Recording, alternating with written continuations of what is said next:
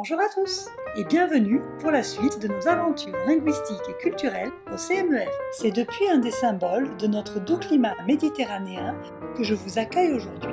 Je me trouve dans un des plus vieux oliviers du centre. Nous en avons une centaine ici et lorsque l'année est favorable, il nous arrive même de consommer notre propre huile d'olive.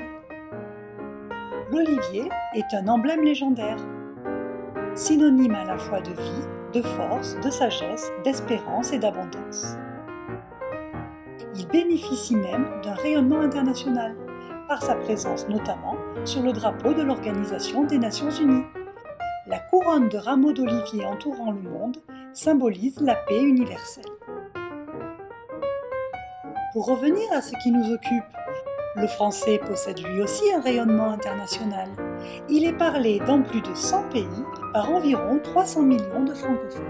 Mais savez-vous de quel pays le français a été la langue officielle pendant plus de 2 siècles avant d'en être écarté?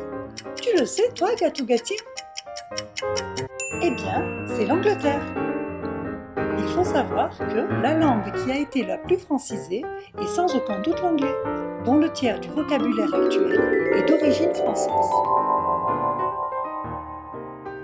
Après la conquête normande de l'Angleterre en 1066, le français fut imposé officiellement et devint la langue de la cour, de l'administration et des élites. Cette situation perdura jusqu'aux environs de 1300, où l'anglais, parlé par le peuple, finit par prévaloir. On retrouve donc aujourd'hui de nombreuses traces du français, et plus précisément de l'ancien français, chez nos voisins britanniques.